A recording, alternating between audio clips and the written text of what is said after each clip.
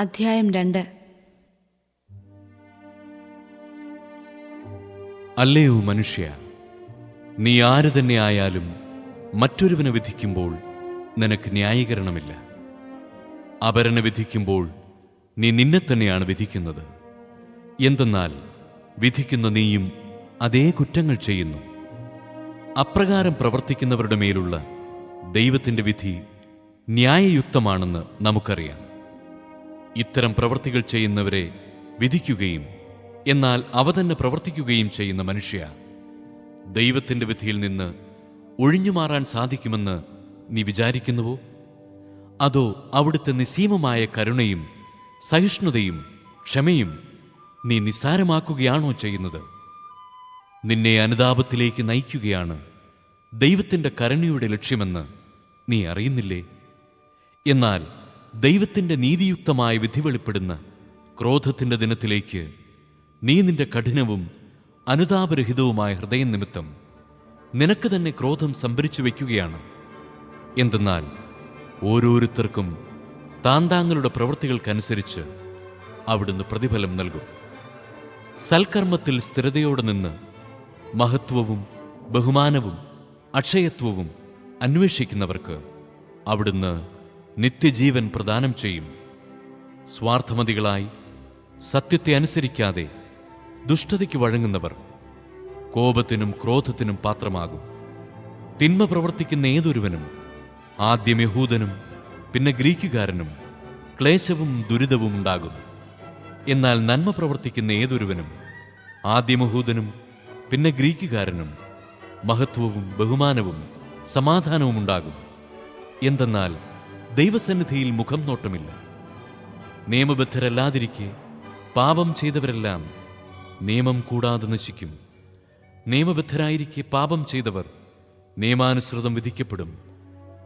കാരണം നിയമം ശ്രവിക്കുന്നവരല്ല, ദൈവസമക്ഷം നീതിമാന്മാർ.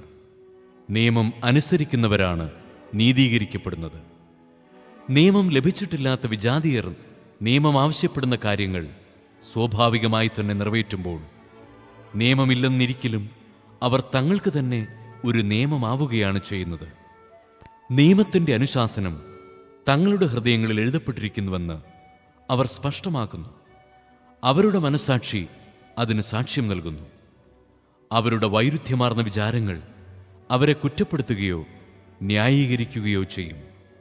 ഞാൻ പ്രസംഗിക്കുന്ന സുവിശേഷമനുസരിച്ച് ദൈവം യേശുക്രിസ്തു വഴി മനുഷ്യരുടെ രഹസ്യങ്ങൾ വിധിക്കുന്ന ദിവസം ഇതും വെളിവാകും.